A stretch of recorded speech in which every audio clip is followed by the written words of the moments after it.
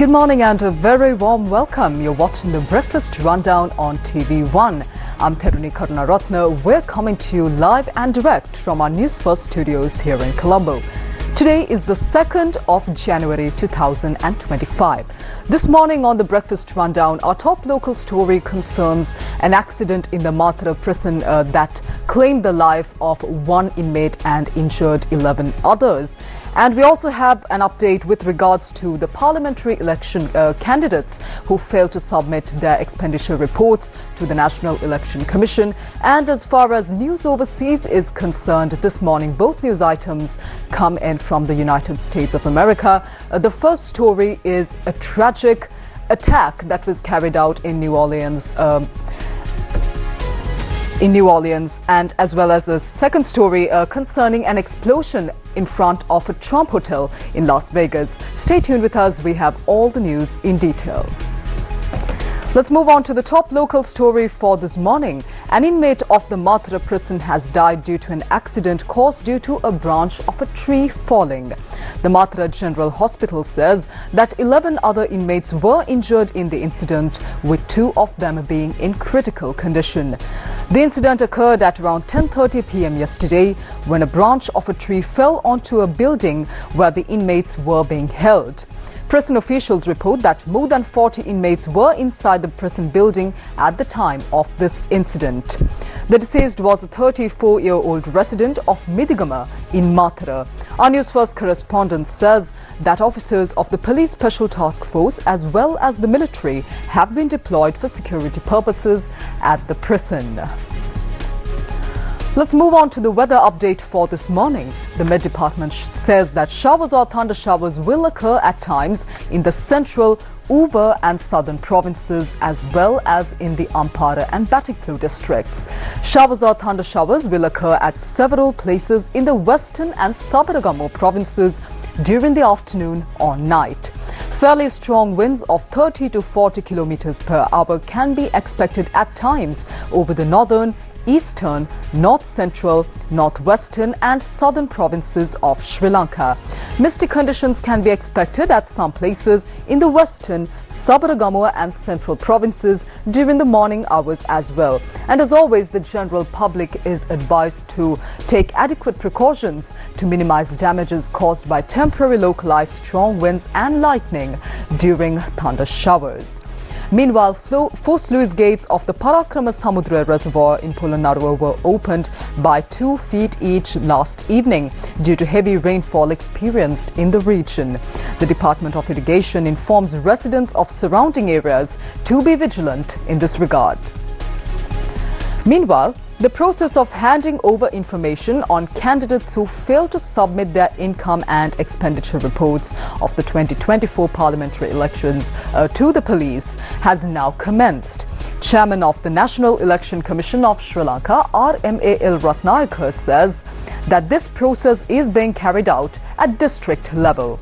He adds that the relevant files are being handed over to the police by district returning officers. Accordingly, the Deputy Inspector Generals of Police in charge of different provinces will be carrying out the relevant legal proceedings. And in more local news, the second phase of the third term for all schools will commence today. This comes after a lengthy school holiday of 39 days. The first phase of the third term for government and government-approved Sinhala and Tamil medium schools ended on the 22nd of November 2024.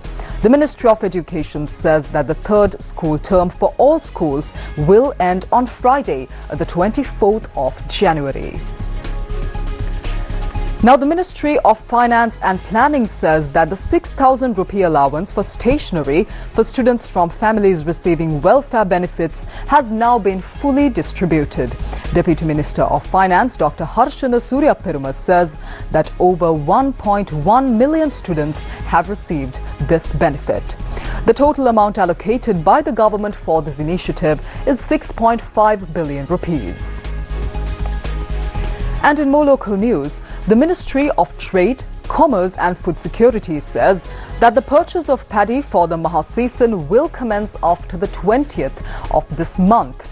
Deputy Minister of Trade R.M. Jayawardena says that efforts are being made to increase the government rice stocks and expand the sale of rice through Lanka South outlets. He adds that measures will be taken to purchase a larger quantity of paddy from farmers compared to the previous years.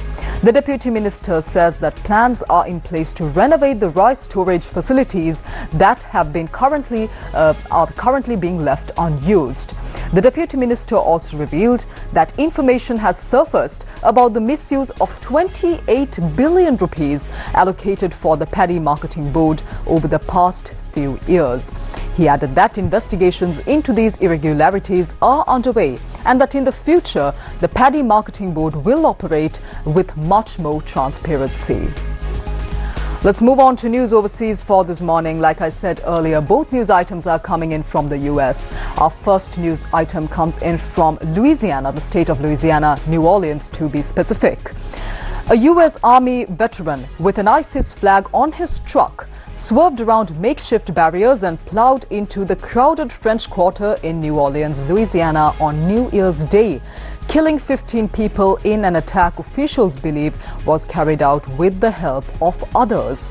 The suspect, identified as Shamsuddin Jabbar, aged 42, a US citizen from Texas who once served in Afghanistan, was killed in a shootout with police after ramming the crowd. An attack which injured 30 people took place around 3:15 a.m. near the intersection of Canal and Bourbon Streets, a historic tourist destination known for its music and bars, where crowds were celebrating the New Year. Police and political leaders vowed to capture any accomplices of this attack. The game between Notre Dame and Georgia was put off for 24 hours until Thursday night as police swept parts of the city looking for possible explosive devices and converged on neighborhoods in search of clues. The city will also host the NFL Super Bowl on the 9th of February this year. The FBI said that police found weapons and a potential explosive device in the vehicle and that 2 potential explosive devices were found in the French Quarter and rendered safe.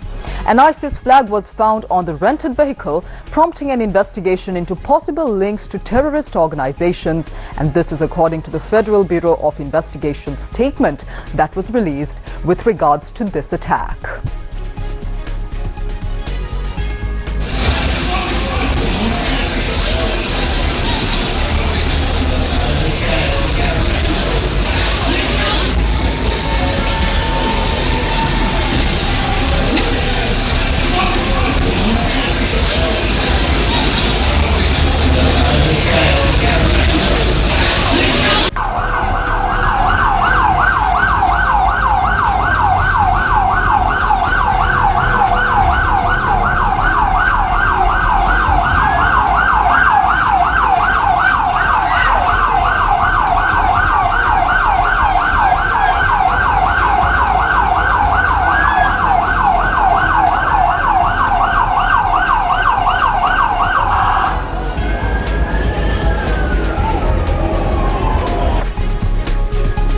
Our second international news item comes in from Las Vegas in Nevada.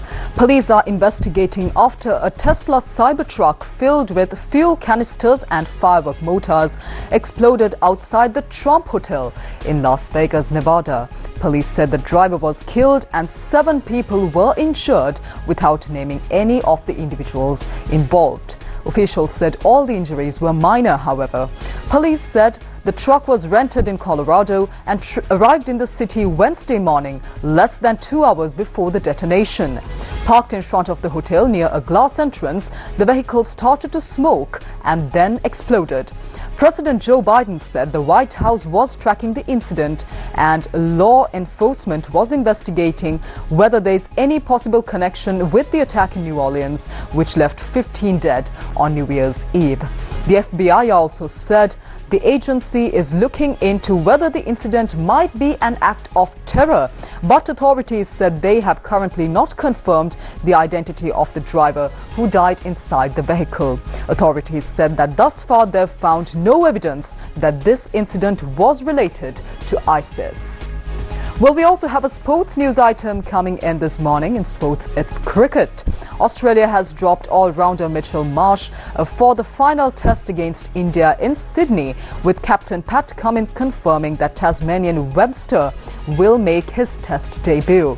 Cummins confirmed on the eve of the Sydney test that Australia would make just one change, with Mitchell Starc declared fit to play despite carrying an issue with his rib and back.